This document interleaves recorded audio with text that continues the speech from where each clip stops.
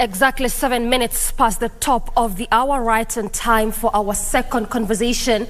This Monday morning, we now want to navel gaze on the Kenya Institute for Public and Policy Research and Analysis Regional Conference, which is supposed to be taking place between the 21st and 23rd of this month. And even as we look at that, we also look at what both state and non-state actors can do to accelerate economic growth and development in ASAL region. That is what forms base of our discussion for the next 30 minutes. And for the same, I have created FaceTime with Dr. Rose Ngugi, who is the Executive Director, KIPPRA. That is Kenya Institute for Public Policy Research and Analysis. Dr. Tari, welcome to Good Morning Kenya. Thank you. Let's just broach this discussion from that particular point, understanding what KIPPRA is and it lies in which state department and what its mandate is. Thank you very much. I'm happy to be here and to talk about our institute, Kenya Institute for Public Policy Research and Analysis. It was established in 1997 and opened its doors in 1999, which means that we've been in operation for 25 years last year. And we were established to do one key element, and that is to promote evidence-informed public policy making process. And we do that through various programs. One of them is to do capacity building, and we do capacity building through what we call Young Professionals Program, through KIPPRA mentorship program for universities, as well as some level of commercialized program. We also do our mandate through research. We undertake objective policy research and analysis, and with it we have our key deliverable, and that is the Kenya Economic Report. And then thirdly, which is related to what we are doing today, is networking and engagement, and under that we are expected to create platforms where stakeholders are able to exchange policy views and to come up with clear directions on a policy issue. And in this, we have one of our flagship event, and that is the KIPPRA Annual Regional Conference, which we are organizing this year in Kilifi County. I hear you. Yeah. Thank you so much, and definitely we'll come to that particular conference to unpack more of it. But before then, for these 20+ years that KIPPRA has been in operation and looking at the various key issues that you've highlighted with regards to the mandate, how would you track the progress? I would say that we've made quite significant progress over time with the mandate that we are given. And just to say that at the moment we are under the State Department for Economic Planning. And over the years, for example, we have managed to train more than 100 young professionals. And these young professionals not only come from the government agencies and ministries, but they also come from the private sector. And the aim of the Young Professionals Program is to have those who are just at the beginning of their career come stay with us for 1 year. We take them through methodologies and open them to how to do research. And then we let them back to the market. So they go back either to the ministries, or some of them who are not coming from the ministries, they find jobs in public policy-related institutions, including missions, including also the private sector. And the good thing about that is that you are able to have people on the table who understand the public policy process, and that helps the stakeholders to engage more effectively in discussing policy issues. All right. In addition, we have our Kenya Economic Report, which we have been publishing since 2009. And each year we come up with a theme focusing on a specific element. For example, early this year we had our launch of the Kenya Economic Report 2022, and it was focusing on how to build resilience Immediately after we had COVID-19, we came in with a drought situation, and and then the Ukraine war came in. So we had these multiple shocks that were happening in the country and affecting the growth, the recovery process. Yeah. So the report was trying to show where should we actually think clearly in terms of how to bring back the growth trajectory, having come from the multiple shocks. And what I would say is that among the key issues that we actually had brought in, actually some of the things that even the government is actually taking up. For example, looking at sectors that we never thought about as sources of growth, like the creative economy. We discussed that element. In the Vision 2030, we discuss about a knowledge-based economy which can be driven through digital economy. So in that report, we discussed the matters to do with the digital economy, where the country is, and what it can do going forward in ensuring that we are able to have our space in the digital economy. Well said. Now let me just backtrace a bit, but you did talk about over 1,000 young professionals trained, and you heavily also touched on the aspect of research. Just help us understand, when you talk about research, it is in what areas with regards to the training? So I said over 100, not 1,000. Oh, it's 100, sorry, yeah. It's actually 100, yeah. Over 100 young professionals. So in terms of what the young professionals do, when they come to the institute, for the first 6 months, they spend courses, taking up courses, learning about research methods, understanding the public policy process, understanding the governance structures in a devolved system of government, and then in the next 6 months, they spend time doing a research project. And when they are doing that research project, they are doing it in the context of a theme. For example, this year, the theme for them is actually to look at matters to do with accelerating growth and development of ASALs, which is the same theme that we are using for the conference. And what will help us with that is that we'll have more comprehensive look at matters to do with ASALs. Okay. In addition to that, we have in the Institute 7 departments that we have established to do research work. Among them, there is a department that looks at matters to do with macroeconomic issues, matters to do with economic growth, matters to do with macroeconomic stability and the like. We also look at aspects to do with the private sector. So we look at the neighboring environment. And right now we have come up with a tool that can help you to see the neighboring environment for micro and small enterprises. And it helps you not just to treat as national level, but also you can see it at county level. Okay. So we are able to engage with each county to tell them, this is the area that you need to work on so that you can actually improve the environment for micro and small enterprises, knowing that micro and small enterprises, they're actually the bedrock for this economy. We cannot go very far without actually supporting micro and small enterprises. Well said.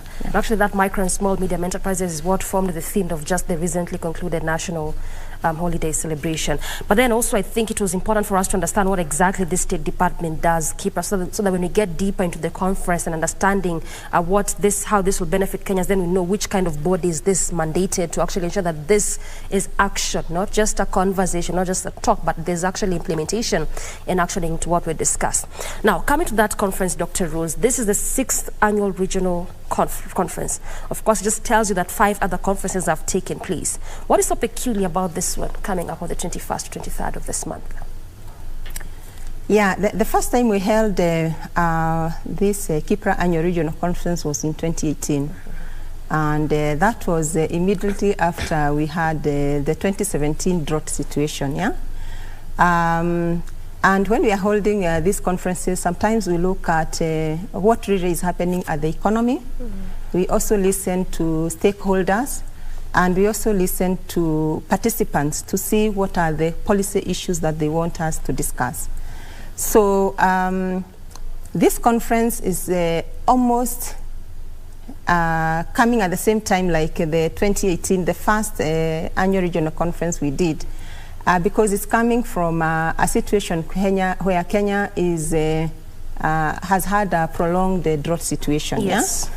And drought situation in Kenya affects a lot the ASAL areas. Yeah? ASAL areas, with the drought situation, their economic status actually get affected significantly. But that said, there are actually opportunities that we have not exploited in the ASAL areas. Yeah? And most importantly, when you think about the arid and the semi-arid counties. Yeah? And needless to say, at the moment we have 29 ASAL counties. Yeah? And out of the 29, 9 of them are arid, 14 of them are semi-arid, and the rest are counties that have pockets of ASALs, which means that it's not the totality of the county that is an ASAL, but it's just some pockets. Yeah. So, so basically that means some parts of these counties. Yes, okay. Some parts of the counties are ASAL in nature. So, but when you look at the coverage of the ASALs in the country, we find that over 80% of Kenya land is actual ASAL, which is a bit worrying, because we need to think then how do we exploit ASAL to ensure that growth of this economy actually moves forward. So when we are looking at accelerating growth and development of ASALs now, we are actually trying to say that if we can get it right, then we can actually take this economy very far, because we are talking about 80% of the total Kenya area, which needs to be of the entire Kenyan population. Yes, a region that needs to be exploited. Yeah. So this is coming at a very good time. First of all, it's a time when all counties are developing their third generation county integrated development plans. And having this conversation means that you'll be able to get, for example, new ideas from the conversations that will be happening. But at the same time, we are expecting the 29 counties to come also and tell us what are these investment opportunities that they would be having, which can attract investors into their counties. And that way, they'll be able even to integrate it into their CIDPs and finalize them with those ideas. In addition, we are also coming up at a point where if you listened to the COP27, yes, it came up for the very first time. There was sort of an agreement on the loss and damage fund, which is expected to support countries which are actually going through these vagaries of drought situation. So it's an option moment to actually think about funding effectively for mitigation and adaptation to the climate change that is facing us. And Kenya is actually having or bearing a very heavy effect of the climate change at the moment. Together with the other various countries within the region, the Horn of African region, the Somalia, Ethiopia, that also are dealing with this. Yes. And yes, there's been a lot of back and forth with regards to that disbursement of the $80 billion that the first world countries need to remit to these developing countries that have been heavily affected. In fact, the president just did say the other day that maybe it's about time we get solutions. We can't heavily rely on this funding. And I believe this is part of what the conference is going to be addressing, getting possible solutions. And yes, you're going to be bringing forth various stakeholders. But just from where you sit, Dr. What solutions can we start thinking about with regards to some of these issues that you just well highlighted? So we are going to look at various aspects as we gather. Yes. And one of the things is, first of all, to say is that we'll have the main event where we'll bring counties. We have invited all the 29 ASAL counties so that they can participate. We are also bringing in development partners so that they can also listen in. We are also bringing in the national government because we have a big stake also in terms of developing the counties. In addition to that, we shall have a side event, and the side event will bring in youths from the ASAL counties. We are inviting some youth a day before the conference starts, yeah, so that we can build their capacity and they become more effective when they are participating in the conference later on, yeah. In the youth event, the expectation is that they will not only be able to tell us as the youth from the region, what is it that they are aspiring? What is it they are looking up to from the leaders? What is it that they can feed into with the leaders, so that they become part of the solution rather than sitting back and watching things moving, yeah? So thinking about the conference and the areas, we've decided we are not going to talk about challenges, but what we are going to talk about are opportunities. What opportunities are there in the ASALs that we can How do you identify opportunities and solutions without really identifying the problem and the key issues, which Because is what the challenges are? Yes. So we know the issues. We know the issues, but how do we move forward with them? Okay. Right? We know that the economic system, especially in the arid area, is a pastoralism, yeah? But the question is, how do we still maintain pastoralism, but it helps to ensure that the welfare of the community is actually taken care of, so that you have more productive pastoralism. You don't want to destroy the economic system, yeah? But we want to say, how do you inject to make sure that that economic system is beneficial to the community? We are also looking at matters to do with tourism. Yes. And there are many tourism sites that you can think about in the ASALs. For example, we have the Chalbi Desert in Marsabit, and I'm happy to say that maybe we don't need to go to Kalahari Desert. We don't need to go to Sahara Desert to see a desert. But there are also opportunities that are there. You can have racing in the desert. You know, Dubai was built in a desert. Maybe it's an opportunity to find out how can we build a beautiful city also in Chalbi Desert.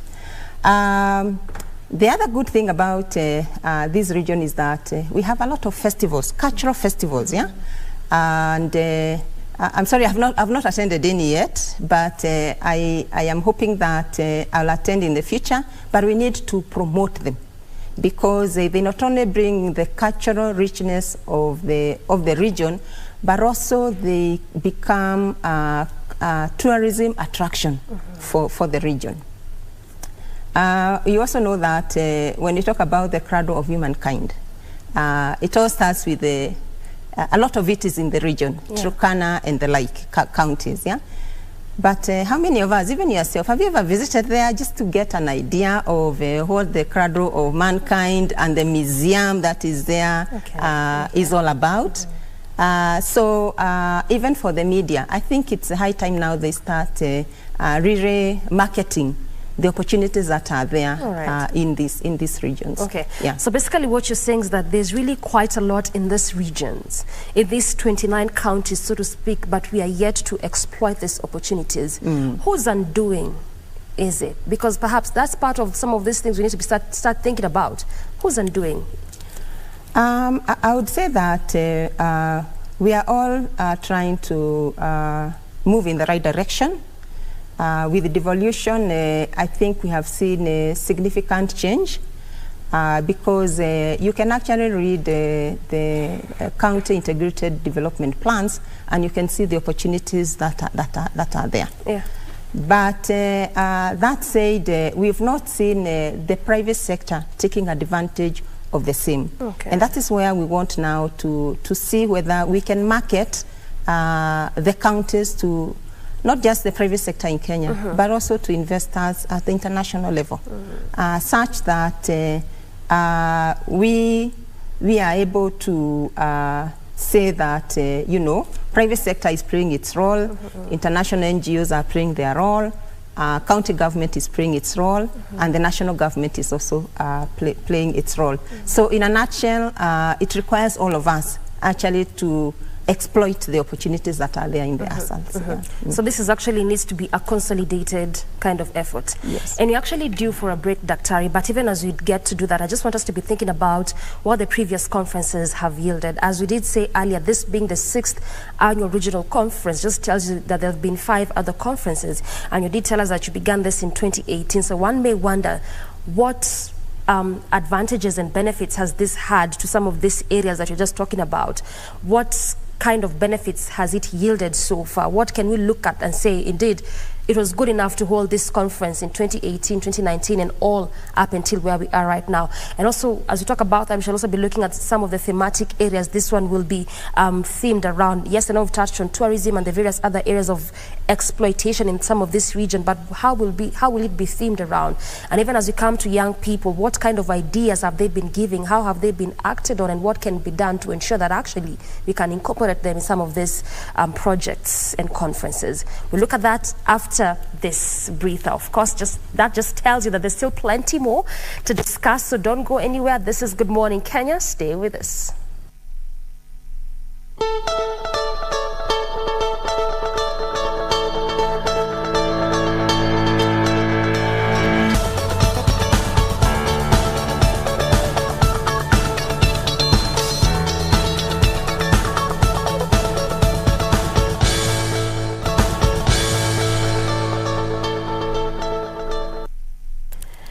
We definitely appreciate your valid company. We continue apace with our discussion, looking at ways in which both state and non-state actors can accelerate economic growth and development for ASALs in Kenya. Still holding court with Dr. Rose Ngugi, who is the Executive Director at the Kenya Institute for Public Policy Research and Analysis, KIPPRA. Dr. before we took that break, we just wanted now to focus on the thematic areas of this conference. Which key areas from where you sit will be addressed? Yeah, we are going to address quite a number of issues. One of them being infrastructure development. Yes. And with infrastructure development, we are going to look at various things, whether it is in energy, whether it is in digital economy, whether it is in roads and railway. Just reminding us that the government, with the Vision 2030, has this ambitious project, the LAPSSET corridor, which is supposed to really open up with a railway and also with a very good road going all the way to Lokchogio and also to Moyale. And so we are going to really ask ourselves, given that infrastructure is actually the basis through which we can support an economy because of movement of goods, movement of people, distribution of whatever we have produced. Yeah, how are we making it easier so that we can really see the economic activities growing, including also how we can tap into the solar energy. Given that there is a resource for solar energy in the region, and how then that would help us even to transition to clean energy. We are also going to ask ourselves, data is, you cannot do policy without good data. And at the moment, I know that we have the Kenya National Bureau of Statistics, which officially gives us information. But there are some aspects that policymakers look for at county level. Like in our institution at the moment, with the devolution, we are focusing much attention to the county, which means that you need to have data from the counties to help you in the analysis and therefore giving policy advice. So in that conference, we are going to ask ourselves, how do we capture data better and in which frequency to help us enhance the analysis and therefore feed into into the policy process. Just and one of the things... Just allow me to butt in, Dr. Ari. When you talk about data, just elucidate a bit. What exactly are we talking about? Data in terms of what? You see, in policy making, you require, for example, data that is official. You know, anybody can go to accounting and say that maybe there are opportunities for minerals, yeah? Okay. And the question is, which are these minerals? Right. And in which, what is the amount in deposits, yeah? You may also go to accounting, and if you look at CIDPs, they try to capture, for example, what is the population level? And what is the dynamic? Therefore, you look at what are the dynamics in the population. Okay. You're looking at the number of schools. What number of schools are there? And in terms of infrastructure development, in terms of the human side of it, who have been employed, in terms of the children going to school, those kind of things. Yeah, the data for various indicators for economic activity. Data that would help you to see tourism. If you are thinking about tourism, which is the best time to, for example, visit a certain area for tourism? What are the migration, if at all there is, yeah, across the various reserves? So basically holistic data. Right. That is good for investors. Investors, when they are doing their business plans, they require data, so that they are able to plan and see how much then do I need to invest, and are there returns for my investment in a certain area. So we'll discuss more about that. Okay. We are also going to talk about creative economy. As I indicated earlier, creative economy is crucial, because not only do we need to talk about the culture, the heritage, the Performance Act, aspects to do with archaeological sites that we have not really seen a lot of tractions. But also to say that as this government is promoting creative economy, what is there for the youth in the ASAL area that we can tap into and exploit, whether it is for youth as male and female. What is it that we need to be aware of in terms of the activities that they engage themselves with the creative economy?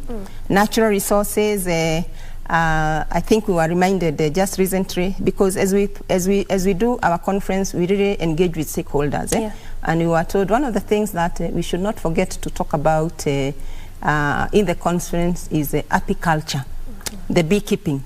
That is a potential for the ASALs, but is yet to be exploited. Yeah. Yes. Yet we have a country where everybody is now transitioning from taking sugar, and we all want to have our tea with honey and the like. Yeah. So if we can exploit the beekeeping in the region, it becomes very easy. Fisheries, extractive minerals, and in some situations also the crop production. There are some areas that are also still good for crop production. How much irrigation do we require? Which have the potential for that? So and as you do that, what are the crops that we can grow in these areas? And of course, we will not forget to talk about matters to do with the peace and security in the region, because they form the basic infrastructure, the basic foundations, for any economy. Okay. When you have peace and security, it means that people have ability to make choices. Do I want to go and have coffee at midnight? Do I want to go and have tea in the morning? Yes. And with a lot of security. I hear you. Yeah. Well, I mean, well-structured thematic areas you are going to be talking about in these 3 days. Talk about infrastructure development, creative economy, natural resources, did touch on agriculture and the same, fisheries and the opportunities lying therein, and also peace and security. But there's some key areas I just want us to discuss for a short moment, and this is particularly when it comes to crop production. And the reason why I asked this question is because just last week, while speaking to the Regional Commissioner, Eastern Region, he was telling me that some of these counties, and in fact some of them fall within the 29 counties in the ASAL, talk about areas like Meru, Embu, for instance. Good number of these counties, they were so good in crop production. Talk about areas of macadamia, nuts, coffee, and tea. We were even exporting this to the benefit of the county and the country by extension. But good number of them are moving to agriculture. Talk about maize production. Is this some of the areas that perhaps need to be addressed so that then a county focuses basically on what they can produce best and what is indigenous to them? Yes, comparative advantage is actually what you're trying to bring in to ask, should we have sorghum, which grows very well in semi-arid areas? Should we go to millet? Should we go to green grams, which is what Kitui was actually trying to do very well, yeah?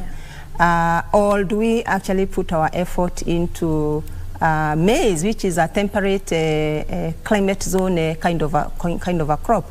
And I would say that yeah, this is the kind of debate that we need to have, such that we are not only seeing ourselves diversifying even in our diets, so that yams. I don't know when the last time you even saw a yam. Have you ever seen a yam?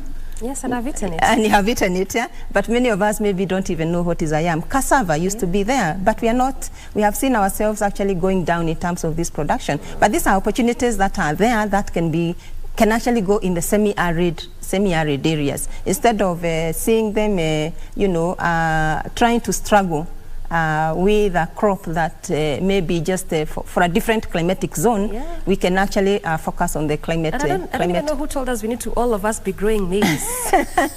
We can be focusing on what the county best produces. Yes. But yeah, I hear you. Well said on that. But I hope also this is going to be featuring heavily, so that then also these counties can understand what exactly their area is, what kind of climatic conditions is within that particular county, to understand also what to grow. Not just because you go with the craze and the wave that it's maize production, then let's all be cultivating and growing maize. So yeah, well, a good point there. But again, also the question of agriculture, because I'm seeing that featuring heavily on the natural resources. Good number of these counties, they are largely pastoralists, and this is their way of livelihood. They have been knowing this, they know this. How then would you structure the issue of perhaps tweaking their mind and making them see that there's another area you can tap into for the growth of the county? Will that feature in this conference? Yeah, actually it is one of the key areas that will feature. It will feature in this way that anytime we have a drought situation, the pastoralists lose a lot of livestock, yeah? And the thing that we want to discuss is, for example, is it possible to convince that when drought reaches a certain stage, yeah, that you can uptake whatever is there, so that you don't have a lot of carcasses there, but what you have is they are bought, and then you can come back and use that money to reinvest. Yeah? I know when Kenya Meat Commission was actually started, this is one of the areas that they needed to support the pastoral communities with. Yeah, but the other thing is about insurance. Are there opportunities for insurance such that community does not look like it is their wealth is washed away when a drought situation comes in, yeah? But of course we know that the key element that they look for is pasture.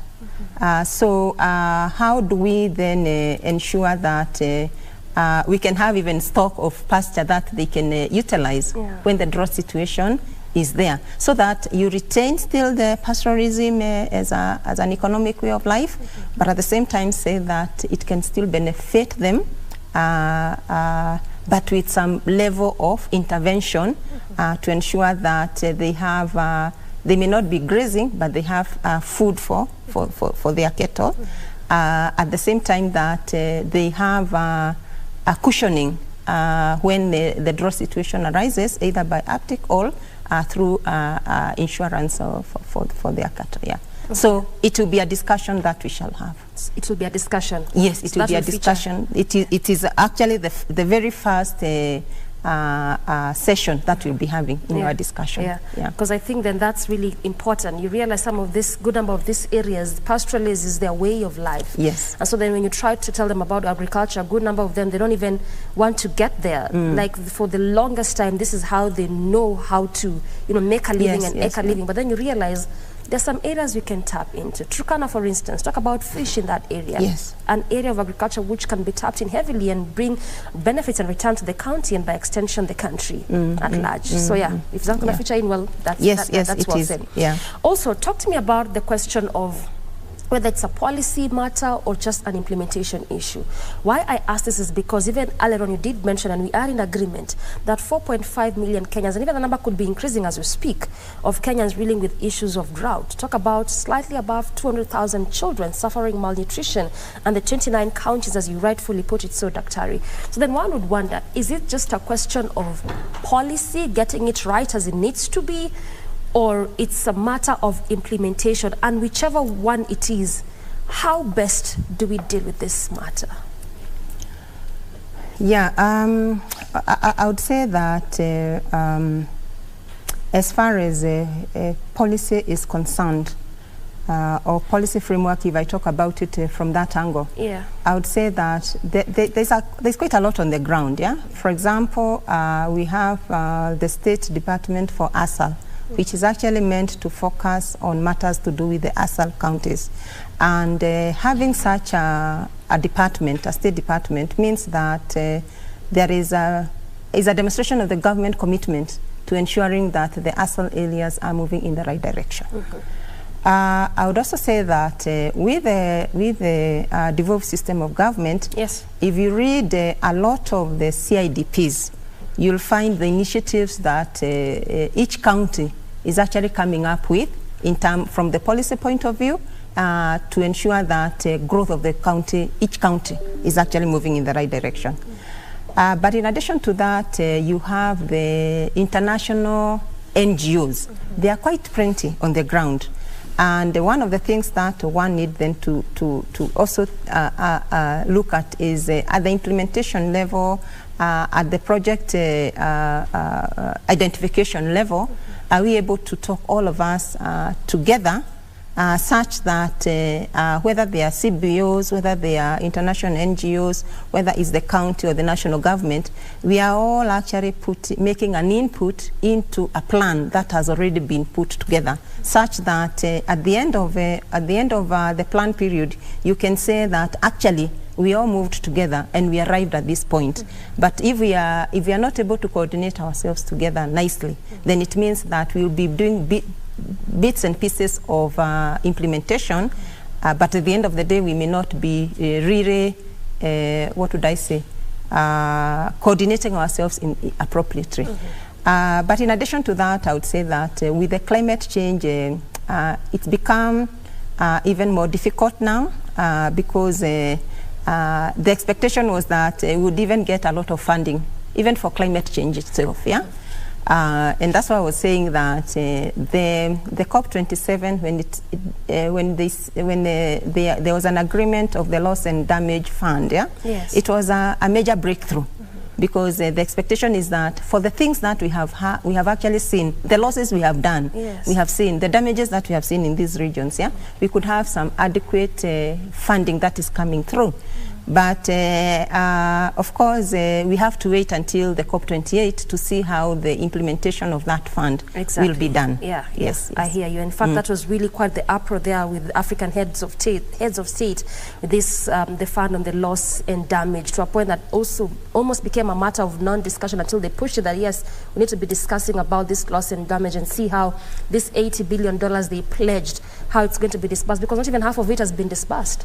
And this is the amount they really did talk about. So perhaps, as you say, we need to be waiting for the COP28, which will be taking place in Dubai, to see how that's going to be unfolding and whether indeed they're going to be heeding to the pledge and how that implementation framework is going to be looking like. But we're about to wind up. And as we get to do that, just tell me what, From your view and your perspective, what is this that perhaps Kenyans, and even specifically those within these 29 counties, because you said there'll be representation from these 29 counties, what kind of expectation should they be having ahead of this conference? One of the things that they should be seeing is a lot of discussion actually from our website, KIPPRA website. We'll be discussing, as you started and you asked, how can we do it without identifying the challenges and the problems, yes, yeah? Yes. Through that, we're actually trying to map out and to tell them, actually, we know the issues, yeah? And these are the issues that are there. But our discussion, let it go beyond that, yeah? So these are the issues, and we are doing that very well, yeah? And of course, I would say that during those discussions, it's good that not just the county governments, but also the national government, the international community, intellectual community, I mean the academia, are also going to be part of it, yeah? And the expectation is that there will be rich discussion that we actually need to harvest the ideas, yeah? And run with them. Okay. Yeah. Harvest the ideas and run with them. Yes, yes. And this is also going to be bringing on board the young people, the youth. Yes. They will also be present. Yes, so this is holistically, everyone's idea will be put to the table. Yes, yes, yes, and yes. see solutions to these issues. Exactly, yeah. And of course, we are very happy also that we are working very closely with the State Department for ASALs, because when we finish with the conference, they are the implementers of the ideas that will come from the conference. Yes. So that ownership from the very beginning, because they have really worked with us very closely, means that the discussions that we'll be having will not be a waste of time. There will be an owner who is already with us and ready to listen and actually come in and implement. Well said. Yes. Well said. Yeah. And even as you're working closely with the State Department for ourselves, you're also working with the Kenya Broadcasting Corporation. Exactly, and we know that KBC is watched everywhere. Yes. And I know we are going to do good justice in terms of ensuring that every Kenyan everywhere is able to engage in this discussion. Well said. Yeah. And thank you so much for your time, Daktari, and for your valuable inputs into this discussion.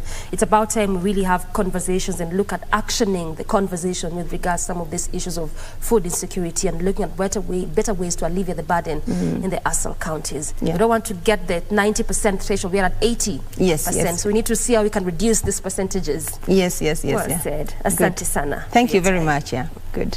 I've been speaking to Dr. Rose Ngugi, the Executive Director at the Kenya Institute for Public Policy Research and Analysis, KIPPRA, definitely looking at the conference that will be taking place between the 21st and 23rd of this month, which will be spearheaded by this State Department, and looking for better ways to just accelerate economic growth and development for ourselves in Kenya, looking at the 29 counties that are reeling with issues of drought and food insecurity. Good place to end this conversation, but Good Morning Kenya continues after this breather. Stay with us.